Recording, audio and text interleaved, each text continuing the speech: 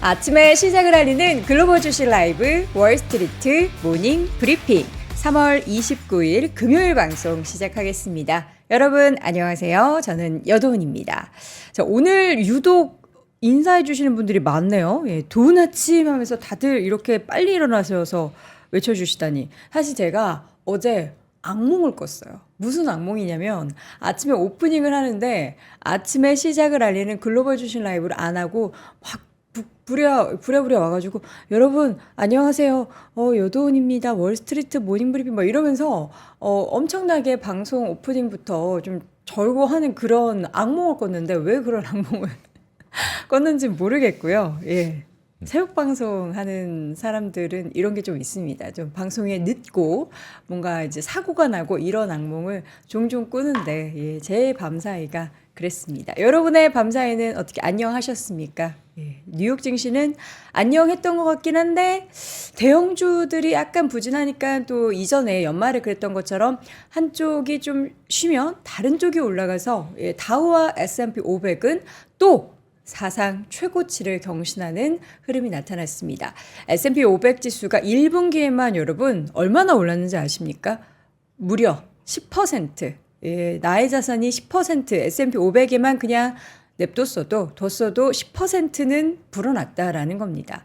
대단하죠. 예, 정말 우리 시청자분들이 투자를 잘 하고 계실 텐데 예, 괜히 이제 기후에 이상한 다른 종목들 개별 종목 사서 슬퍼하고 계시진 않을까 해서 걱정돼서 말씀드립니다. 자, 오늘도 월스트리트 모닝 브리핑은 다양한 뉴욕 증시 상황들 쭉 정리를 해 드릴 텐데 밤사이에는 GDP 발표도 있었고요. 신규 실업수당 청구 건수도 발표가 됐는데 여전히 키워드를 보면은 경제가 미국은 강하다라는 것을 보여주는 것 같습니다.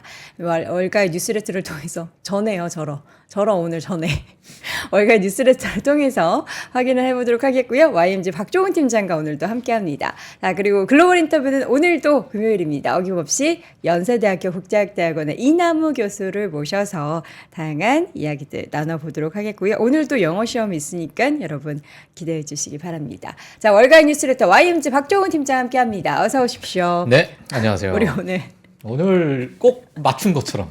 아니. 예. 유니폼처럼 예, 까만색. 시장을 어떻게 잡으러 온 저승사자 컨셉인 거죠? 예, 뭐 그렇게 뭐 나쁘진 않았으니까 네, 시장은요. 알겠습니다. 예, 알겠습니다. 자, 오늘 밤에는 뉴욕 증시가 휴장인데 네네. 휴장을 앞두고 과연 시장은 어땠는지 궁금합니다. 일단 알겠습니다. 제목부터 좀 열어볼까요? 알겠습니다. 자, 오늘 월가 뉴스레터 3월 29일 금요일입니다. 제목을 보시게 되면 FTX 샘 뱅크먼이 징역 25년 선고받았습니다. 예, 뭐 오늘 뒤에 가서 제가 자세하게 준비는 아예 안 했습니다. 그냥 이게 지금 시장에서 또 가장 관심이 있지 않을까라는 생각에 가지고 나왔는데 뭐 다들 아시다시피 루나테라에 대한 그러한 이제 그 사기죄로 지금 몬테그로나에 있는 권도영이 있잖아요. 네. 권도영의 징역의 가이던스를 또 보여주는 게 아닌가. 실적 가이던스가 아니라 예, 징역 가이던스를 지금 샘 뱅크먼이 형이 먼저 가겠다. 그래서 이제 25년을 찍었다라는 것을 볼 수 있을 것 같은데 뭐 일각에서는 너무나도 적은 징역이 아니냐. 그러네요. 형량이 보통 무기징역 아니면 죽어서까지 예. 가루가 돼서도 감옥에 있을 줄 알았는데 맞아요. 25년은 중간에 또 나오는 거 아니에요? 예, 과거에 사실 뭐 여러 보험 사기를 치고 또 메이도프라고 정말 좀 유명한 지금 옥중에서 또 사망했던 그분도 이제 메이도프인데 네. 그분도 이제 150년형을 받았었거든요. 그때 당시에. 예, 근데 25년형이 나왔다. 이 정도 그냥 보도록 하겠습니다. 네.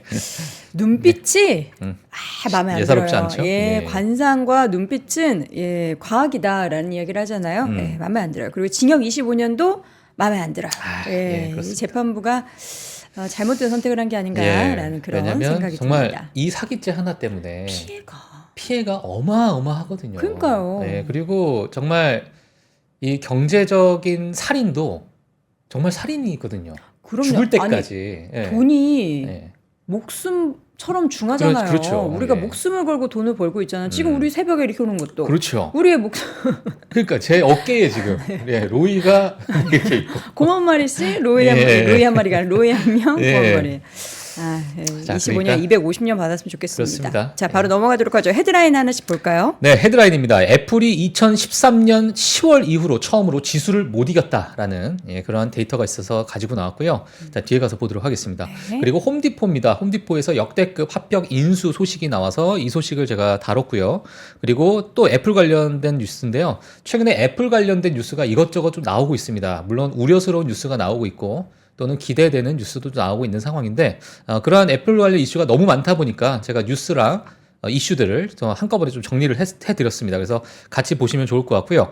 그리고 웨드부시에서 지금 테슬라 2024년 1분기 인도량 추정치를 공유했습니다. 그리고 모건 스탠리에서 아담 조나스도 마찬가지로 2024년 1분기 인도량에 대해서 의견을 좀 제시하게 되면서 자, 이 부분도 제가 뒤에 가서 같이 좀 보도록 하겠고요. 또 마지막으로 아마존에서요. 데이터 센터에 190조 원, 하나로 190조 원 정도 규모 되는 투자를 한다라는 소식이 있기 때문에 오늘은 아마 빅테크 관련된 뉴스가 많을 것 같습니다. 이렇게 보도록 하겠습니다. 자, 지수 마감 상황 한번 보도록 할까요? 네, 지수를 먼저 보도록 할게요. 다우존스는 0.16%라고 되어 있는데 이게 제가 조금 또 한 5분 일찍 제가 캡처를 한 거라서 약간 종가가 좀 다를 수 있어요. 네, 그래서 다우랑 S&P 500은 또 사상 최고치를 찍었습니다. 그래서 비슷해요, 플러스. 근데 비슷해요. 아, 그래요? 예. 예, 그래서 사상 최고치를 찍었고요. 나스닥만 어제 좀 하락하는 그런 모습을 보였습니다. 러셀 2000 같은 경우에도 0.5%대 상승을 좀 보여줬다. 이렇게 보시면 될 것 같고요. 다들 S&P 500이나 다우도 0.1%, 0.12% 이 정도 상승이었고 나스닥은 막판에 낙폭 조금 더 늘어나면서 0.1%대 하락 보였다라는 거 다시 한번 말씀드립니다. 네. 자, 어제는 사실 애플과 메타 또 테슬라가 좀 끌어내리면서 나스닥 지수가 상대적으로 좀 빠졌던 것 같아요. 자, 그 외에는 뭐 마이크로소프트도 0.07% 정말 소폭 하회했고요. 엔비디아도 0.09%. 전반적으로 사실은 빅테크 이 세 기업 외에는 또는 뭐 넷플릭스가 또 1% 정도 빠졌는데 전반적으로 뭐 그렇게 나쁜 시장이었나 했을 때는 저는 뭐 그렇게 보이진 않습니다. 약간 골고루 올랐다. 예. 그래서 최근에 안 좋은 악재가 또 많이 나오는 애플과 테슬라다 보니까 제가 오늘 애플과 테슬라 위주로 좀 준비를 했으니까요. 네. 자, 뒤에 가서 같이 보도록 하겠습니다. 네. 기업별 소식 빠르게 보도록 하겠습니다. 에스티로더가요, 뱅크 오브 아메리카에서 투자 의견 상향 소식 후에 주가가 장중 6%대 상승했다는 소식이 있었고요. 수익성 개선, 그리고 신제품, 고급 뷰티 부분에서 입지를 강화할 것으로 예상을 하면서 또 투자 의견 상향 소식이 있었다 보시면 될 것 같습니다. 자, 그리고 레딧이 최근에 사실 많은 관심을 받고 있는데 스티브 허프만 CEO가 500만 주 매도했습니다. 그리고 제니퍼 웡 COO도 51.4만 주 매도했습니다. 그리고 얼마나 주가가 가지고 있는지 모르겠네요. 예, 주가가 또 12% 폭락을 했습니다. 예, 그래서 완전한 엑시트는 아니겠지만 네. 예, 그래서 부분 약간 차익 실현하는 그런 매물들이 좀 나왔다. 이렇게 보시면 될 것 같고요. 네. 상장한 지 얼마 되지 않아서 그냥 바로 또 50만 주씩 매도 때리는 게 약간 개인 투자자들 사이에서 그쵸. 화가 나는 일이었던 것 같아요. 대표이사가 저렇게 매도를 한다라는 것은 사실 좋은 시그널은 아닌데 그렇죠. 뭐 이유를 좀 얘기를 했었으면 좋겠어요. 뭐 예, 급전이 필요했다든지. 예, 뭐 이제 뭐 붙이면 다 이유가 되겠죠. 네. 지금 회사 운영을 위해서 네, 뭐 우리가 매도했다 이럴 수 있는데 네. 뭐 자세한 이야기는 안 나왔습니다. 자세한 논평 자체가 좀 안 나온 상태고 주가가 12% 폭락을 했다. 그러다 보니까 이제 개인 투자자분들의 많은 댓글에서 정말 그 열폭하는 그러한 댓글을 제가 좀 많이 보면서 원망하죠. 왔습니다. 예, 그래서 이러한 소식이 있었고요. 네. 그리고 이제 스노우플레이크입니다. 스노우플레이크의 쓰리다 CEO가요. 31,542주를 매입했다는 소식에 또 1.5% 상승했습니다. 주당 158달러의 총 금액 500만 달러 정도 규모가 되는 매입을 했다. 주식을 매입했다라는 소식이 있어서 또 주가가 상승했다. 완전 반대되는 소식이었죠. 네. 그리고 AMC 엔터테인먼트인데요. 회사에서 2억 5천만 달러 상당의 주식을 매각할 것으로 발표하게 되면서 주가가 장중 15%대 하락을 했습니다. 물론 뭐 현금흐름과 여러 경영적인 부분에서 자금이 필요하다라는 이야기가 좀 나오게 되면서 2억 5천만 달러 상당의 주식을 매각한다라는 소식이 있었고요. 그리고 가구 회사입니다. 밀러놀은요. 지난 분기 예상치보다 하회한 실적 발표 이후에 주가가 장중 18%대 이상 급락을 했다라는 부분이 있었는데 높은 이자율 그리고 지정학적 우려, 미국 주택 시장 침체로 인한 수요 하락을 예상한다라는 소식이 있어서 또 주가가 하락했습니다.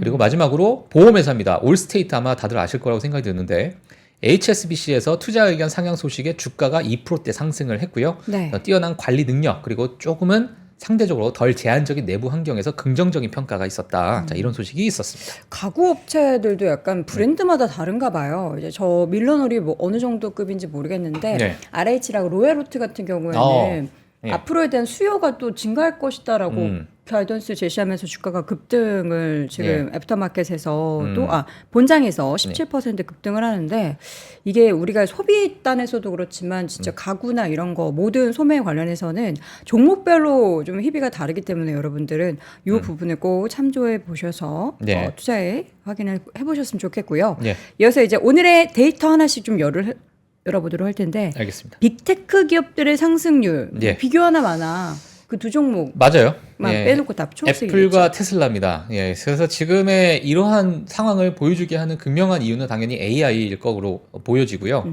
사실 마이크로소프트와 뭐 구글 알파벳도 AI의 한복판에 있는 기업이지만 그 AI 직접적인 수혜를 받는 그런 기업들이 조금 최근에 많은 상승을 좀 받고 있다라는 부분이 좀 보여지고 있는데 AI와 정말 떨어진 그 두 기업만 어찌 보면 애플과 테슬라 이 기업만 정말 최근에 좋지 않은 그런 흐름을 보이면서 뭐 지속적으로 좀 악재가 좀 나오고 있는 상황이죠. 예, 그래서 최근에 이런 기업의 상승률을 한 번씩 좀 체크하고 가시면 좋을 것 같습니다. 예, 그래서 요 부분을 준비했고요.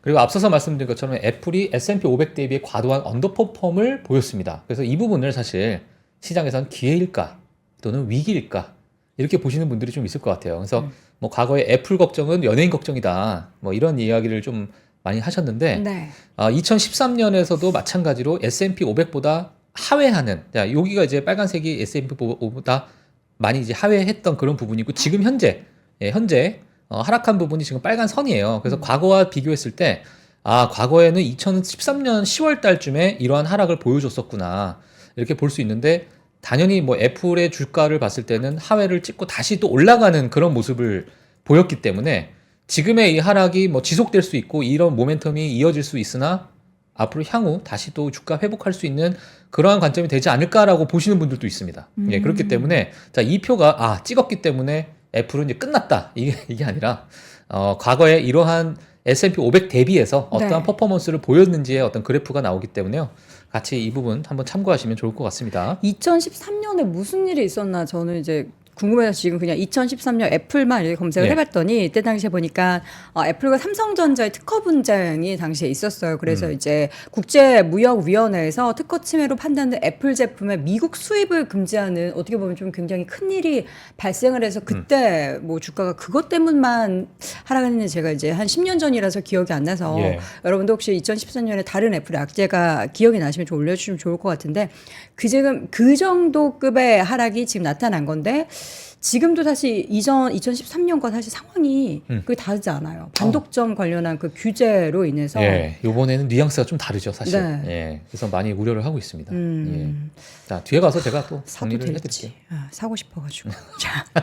자, 오늘의 데이터 그럼 마이크로소프트, 애플을 또 비교하셨어요. 예, 맞습니다. 애플과 마이크로소프트와의 비교입니다. 뭐 이 부분은 앞서서 이제 연결되는 지표예요. 뭐 그렇게 큰 의미가 있는 것보다 과거에 사실 마이크로소프트가 애플을 이겼던 적이 있었습니다. 2021년 초반에 이제 올라가서 이겼던 적이 한 번 있었는데 이 두 기업 이제 마찬가지로 S&P 500 지수 대비해서 얼마나 아웃퍼폼을 했냐, 얼마나 또는 언더퍼폼을 했냐, 뭐 이런 부분을 이야기를 하고 있는 거예요. 근데 최근에 마이크로소프트는 어느 정도 S&P 500에 대비해서 2% 정도 좀 상승했었거든요. 그러다 보니까 그래도 아웃퍼폼하는 그런 모습을 좀 보이고 있는 상황인데 애플은 좀 떨어지고 있는 상대적으로.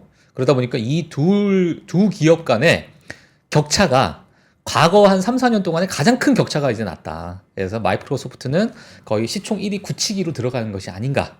그러한 차트이기 때문에 제가 좀 가지고 나왔고요. 최근에 뭐 큰 하락을 보여주고 있는 애플이다 보니까 제가 또 같이 가지고 나왔습니다. 네. 그리고 러셀 3000 기업의 컨퍼런스 콜 때 사실 이번에 디플레이션과 디스인플레이션에 대한 언급 횟수를 보여주는 블룸버그 자료가 있어서 좀 가지고 나왔어요. 기업들이. 예, 그래서 러셀 3000에 있는 여러 이제 기업들에서 이런 얘기가 나왔습니다. 그러니까 최근에 있어서 사실 디스인플레이션, 디플레이션에 대한 단어들, 팩트셋 자료를 좀 보게 되면 AI를 몇 번이나 언급했는가, 리세션이라는 부분을 얼마나 언급했는가 이런 부분에 대해서 사실 시장에서 정말 많이 관심이 있거든요. 왜냐하면 CEO가 본인의 가이던스를 얘기할 때 어떠한 단어를 특정으로 많이 쓴다는 것은 그 부분에 대한 우려 또는 기대가 녹아들어 있기 때문에 그렇죠. 예, 앞으로의 향후 경기 전망에 대해서 큰 가이던스가 될 수도 있는 그런 통계 자료로 많이 쓰이고 있는데 지금 뭐 디플레이션과 디스인플레이션 앞으로도 뭐 어느 정도 물가가 그래도 안정화되고 있다라는 것이 점점 많이 이야기를 하게 되면서 시장에는 그래도 앞으로는 뭐 경착륙은 없지 않을까. 네, 인플레이션 좀 잡혀가면서 연착륙이 좀 나오지 않을까라는 부분이 또 이러한 데이터로 같이 참고하시라고 제가 가지고 나왔습니다. 네.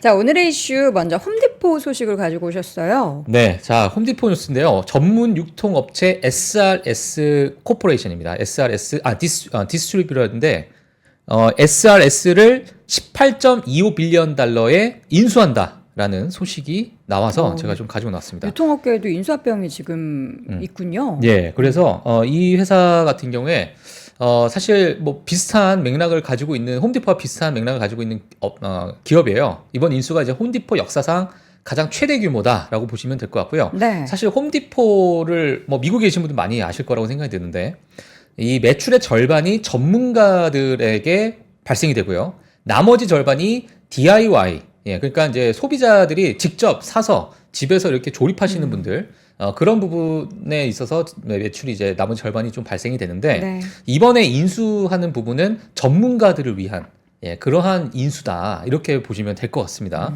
자, 그러다 보니까 이런 대량 유통을 통해서 네트워크 확대를 꾀하고 있고요. 그리고 전문가들을 유치하기 위한 보완적인 촉진제의 역할을 할 것이다라는 평가가 나오고 있고 이번 인수로 인해서 홈디포 시장 규모가 500억 달러 정도 증가할 것이다라는 시장의 평가가 좀 나오고 있습니다. 그리고 SRS 디스트리뷰션 같은 경우에는 전국 47개 주에서 11,000명의 직원 그리고 760개의 지점을 보유하다 보니까 홈디포가 가지고 있는 여러 네트워크를 떠나서 더 이제 넓게 퍼져나가는 그러한 어떤 네트워크를 가질 것이다라는 그러한 평가가 나오게 되면서 정말 네. 역대급 인수거든요.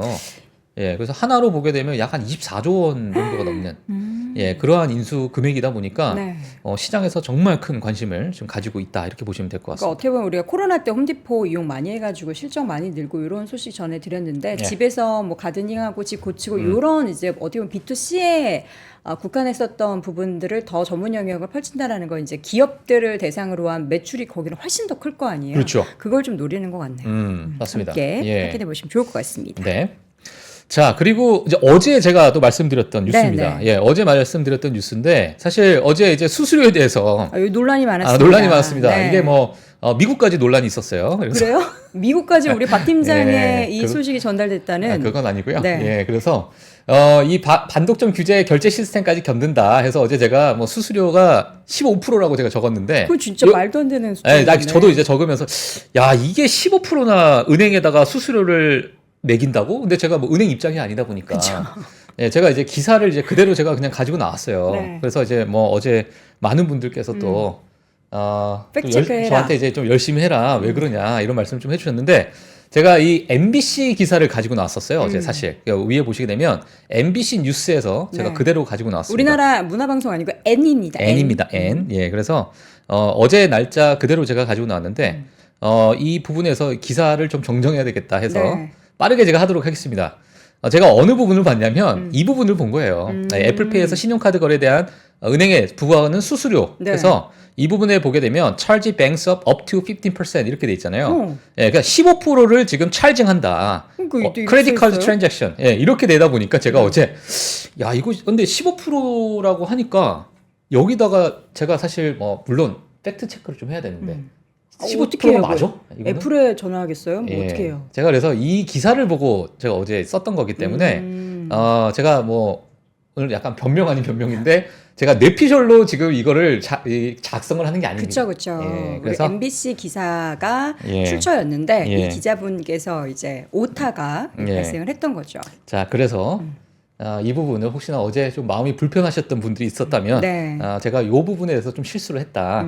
하지만 제가 나중에는 조금 팩트 체크를 더 잘해서 이런 부분까지도 제가 네. 잡아내도록 하겠습니다. 네. 예. 이렇게 해서 또 이제 애플 홈페이지예요, 요거는. 홈페이지예요. 아, 홈페이지 가서 진짜 얼마냐 내가 궁금해서 갔습니다. 지금 정책 그 내용들을 아예 좀 실제로 예. 발주하셨군요. 예, 다른 기사도 이제 못 믿겠어서 네. 그냥 애플에 들어갔어요. 예, 들어가다 보니까 0.15%의 이제 수수료를 차지한다라는 요 부분 같이 마무리하도록 하겠습니다. 네, 오늘의 팩트 체크. 이제 요새 보면 네이버에 기사 정정 코너가 새로 생긴 거를 제가 접했는데 우리 또 그래요? 예, 월간 뉴스레터도 보도 내용이기 때문에 저희가 이렇게 정정 드립니다. 알겠습니다. 또 다른 애플 관련한 뉴스도 오늘 많이 가지고 오셨잖아요. 맞습니다. 예, 오늘 이제 애플과 테슬라를 뒤에 연달아서 제가 좀 설명을 드릴 텐데요. 네. 조금은 안 좋은 소식이 될 수도 있을 것 같은데 잘 모르겠어요. 요 언제 소식은. 좋은 소식 가지고 오셨나요? 아니 근데 요즘에 좋은 소식을 제가 찾으려다 해도 찾을 수가 없어요. 정말 찾고 없어요. 싶습니다, 저도. 없습니다. 예. 자, 일단 첫 번째. 네. 폴더블 아이폰. 아마 이 부분 되게 많이 기대하셨을 것 같아요. 예, 애플을 보시는 분들. 폴더블 아이폰이 나올까? 나오면 어떻게 될까? 이러한 기대를 하셨던 분도 있을 것 같은데요. 애플이 접었잖아요. 출시를 2027년으로 연기를 했습니다. 아예 접은 게 아니고 27년으로 연기를 27년으로 했군요. 연기했어요. 예, 그래서 자, 이 부분이 또 제2의 타이탄 프로젝트가 아니냐, 애플카 이게 아니냐라는 우려가 나왔던 기사가 이제 3월 28일자로 오늘 아침에 나왔던 기사를 제가 그대로 이제 가지고 나왔고요. 자, 그 다음에 하나가 또 뭐냐면 애플이 5월에 새로운 아이패드 프로와 아이패드 에어 모델을 출시할 예정이다라는 그 뉴스가 또 3월 28일자로 제가 가지고 나와서 좀 가지고 나왔습니다. 자, 그리고 전 애플 임원이요. 이번에 미 법무부와 이제 소송에 맞서고 있는 애플을 보면서 본인이 인터뷰를 했는데 지금 애플이 자기는 이제 처음 봤다는 거예요. 자기가 애플을 오랫동안 일을 했는데 이런 과정은 난 처음 봤다. 그리고 지금의 애플이 미 법무부에 맞서서 영혼을 위한 전투를 지금 하고 있다. 애플 소울을 위한. 예. 그러니까 지금의 애플은 정말 벼랑 끝에서 내가 이거를 못 뚫고 지나가면 큰일 난다라는 그런 각오로 싸우고 있는 중이다라는 전 애플의 임원 인터뷰가 있었습니다. 그동안 자, 예. 사실 이제 애플에 대한 로열티가 굉장히 대단했고 애플은 자신들만의 생태계를 구축해서 거기에서 정말 많은 수익을 창출했는데 이 생태계가 위협을 받고 있는 거잖아요. 맞습니다. 그러니까 얼마나 각계전투로 열심히 방어를 할지는 지켜봐야 되는데 영혼을 건 애플의 움직임 과연 주가에는 어떻게 반영이 될지 사실 저는 좀 사고 싶은 생각도 좀 들었거든요. 왜냐하면 이제 애플이니까. 애플이잖아요. 그동안의 움직임을 보면 애플이 애플 하는데. 근데 마이크로소프트도 예전에 법무부에서 끼워 팔기, 그러니까 인터넷 익스플로러에 끼워 팔기를 하지 마라 라는 명령을 내렸을 때 마이크로소프트가 우리 같이 야 마이크로소프트야 이렇게 이야기를 했던 급이었어요 그때도. 근데 법무부에서 때렸으니까. 예, 그리고 뭐 벨 시스템, AT&T가 예전에 독점했을 때도 법무부에서 때려서 그 독점을 이제 완전히 이제 와해시켜 버렸던. 그땐 독점이었으니까. 이제 그런 부분이 애플에 왜 안 되겠느냐라는 이제 의견들이 나오다 보니까 이제 우려가 좀 나오는 것 같아요. 예, 하여튼 뭐 모르겠습니다. 이건 좀 지켜봐야 될 것 같아요. 자, 이어서는 이제 테슬라. 자, 테슬라, 애플 마지막 두 개. 예, 요것만 빠르게 하고 넘어가도록 할게요. 구글이 이제 애플이 2024년 가을쯤에 아이폰에 RCS를 도입할 것이다라는 발표를 했습니다. 구글이 발표했어요. 이 부분은. 이것도 3월 28일자 뉴스인데 RCS가 뭐냐면 애플의 아이메시지와 유사한 채팅 기능이래요. 웹브라우저 기능도 있고 지도 또는 기타 이미지 등에 포함된 실시간 채팅 그리고 편지함 기능이 또 들어가는 그러니까 이제 아이메시지와 유사한 채팅 기능에 구글 안드로이드의 그런 형태를 가지고 있는 RCS를 도입할 것이다. 예, 이러한 부분을 2024년 가을쯤에 도입할 것이다라는 부분이 나왔습니다. 이 부분도 향후 더 디테일한 뉴스가 나오게 되면 제가 또 업데이트를 해드리도록 하겠습니다. 그리고 마지막으로는 또 유럽의 디지털 시장법 조사가 들어갔죠. 들어가면서 애플과 구글 메타가 아마도 무거운 벌금을 부과받을 위험이 있다라는 부분이 또 유럽 관련 외신에서 좀 나오고 있는 상황이에요. 이 부분은 이제 어제자 기사입니다. 3월 27일자 기사인데 사실 이제 시장 조사가 들어가기 전에 6개월의 유예 기간을 줬어요. 6개월 동안에 너희들이 시정할 거 빨리 시정해놔라. 6개월 뒤에는 우리가 바로 벌금형 때릴 거다. 자, 이렇게 이제 했는데 그 6개월 안에 그 여러 가지 시정했던 부분이 약간은 좀 못 미친다라는 부분, 이게 이제 시장의 평가가 좀 나오다 보니까 아마도 이게 조사가 들어가게 되면 일부의 벌금형이 들어갈 수도 있다라는 의견이 있었습니다. 네. 자, 이어서는 이제 요새 또 두 악동 테슬라. 예. 자, 테슬라에 대한 1분기 납품 추정치가 나왔어요. 일단 웨드부시에서 하나가 나왔고요. 그리고 모건 스탠드에서 나왔는데, 자, 그 외에 테슬라만 전문적으로 파는 그러한 소형 리서치 기관들이 좀 있었습니다. 예, 그래서 그러한 부분까지 제가 이제 같이 좀 가지고 나왔는데, 일단은 1분기 납품 추정치가 지금 현재 3월 기준으로 했을 때 컨센서스가 47만 4천 대입니다. 네. 예, 근데 지금 이 소형 기관에서 보고 있는 부분이 42만 대로 보고 있다. 예, 근데 이 리서치 기관에서는 직접 뭐 테슬라 상하이 기가팩토리를 가기도 하고요. 여러 가지 이제 분석 자료가 나오다 보니까 오차율이 한 1.3%밖에 되지 않아요.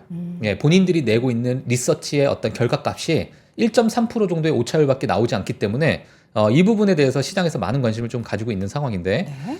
지금 보시게 되면 같은 기관에서 나왔어요. 2024년 테슬라 인도량 예상치입니다. 1분기가 42만 대.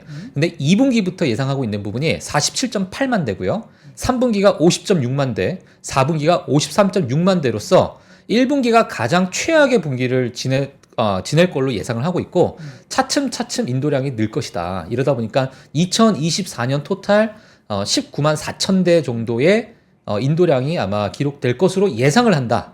라는 부분인데, 이분께서 이제 얘기했던 건 나의 오차율은 1.3%다. 그리고 테슬라의 생산에 관련된 오차율은 2.4%다. 지금까지 내가 했던 인도량에 대해서 그 부분이기 때문에 약간의 2.4%가량의 오차율은 있을 수 있다 정도를 먼저 좀 감안하시고 들으시는 게 좋을 것 같습니다. 네. 자, 그래서 이 뉴스랑 같이 또 나왔던 게 바로 웨드부시에서 댄 아이브스가 납품 추정치를 또 얘기했어요. 자, 이 부분 같이 보도록 하겠습니다.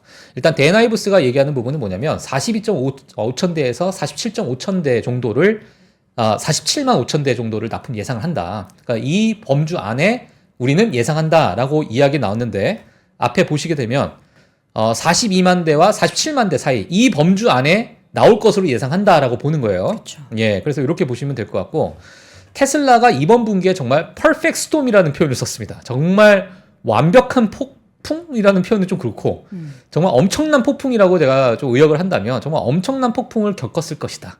라는 이제 표현을 좀 썼고요. 그리고 최근 상해 기가팩토리의 생산량을 축소했다는 소식이 아마 다들 아실 거라고 생각이 드는데, 수요에 맞춰서 제조 수준을 맞추기 위해서 줄였다. 그렇기 때문에 이러한 축소가 아마 인도량에서 큰 영향을 미칠 것이다. 라는 부분이 나왔고요. 근무일을 보게 됐을 때 6.5일에서 5일로 단축됐다라고 이야기가 좀 나오게 됐고, 지난 2월에 테슬라 중국 판매가 전년 동기 대비해서 2월입니다. 2월. 18.8% 감소했고요.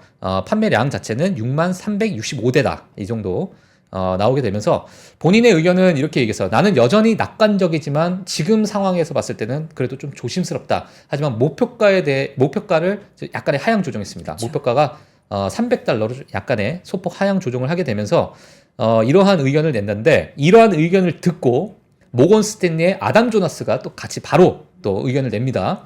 나도 댄 아이브스와 비슷하다. 미투. 예, 미투. 나도 이렇게 보고 있다.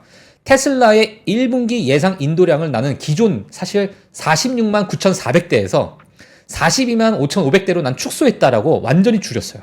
예, 완전히 줄였고, 그리고 투자 의견 비중 확대 의견을 재확인하면서 목표가는 320불은 난 유지하겠다. 예, 목표가를 줄이지는 않았습니다. 유지할까요? 예, 난 유지한다라고 얘기를 했고요.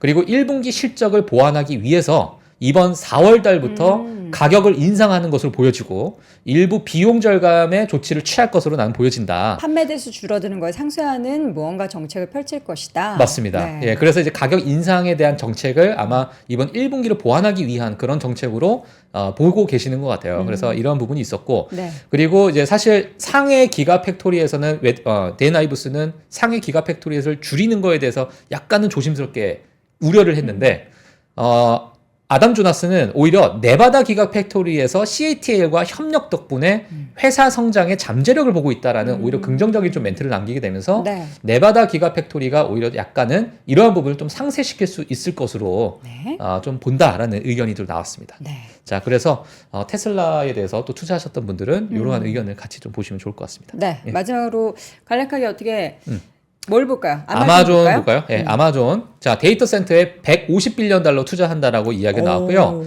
하나로 보게 되면 약 한 190조 원 정도가 될 것 같아요. 이게 향후 15년간 투자하는 계획이다 보니까 앞으로 뭐 연간 단위로 조금씩 지속적으로 좀 투자할 것 같고요. 사실 이러한 투자의 일환을 시장에서 보고 있는 부분이 뭐냐면 작년에 매출 성장률이 사상 최저치를 기록을 했어요. 그쵸. AWS가. 사실 AWS는 거의 독보적인 클라우드의 점유율을 가지고 있었는데 최근에 이제 마이크로소프트 애저가 많이 올라왔고 그러다 보니까 AWS가 많이 떨어졌었거든요, 성장률이. 이런 부분을 우리가 좀 지배력을 유지하기 위한 하나의 큰 투자로서 시장에서 평가하고 있다, 이렇게 보실 수 있을 것 같고요.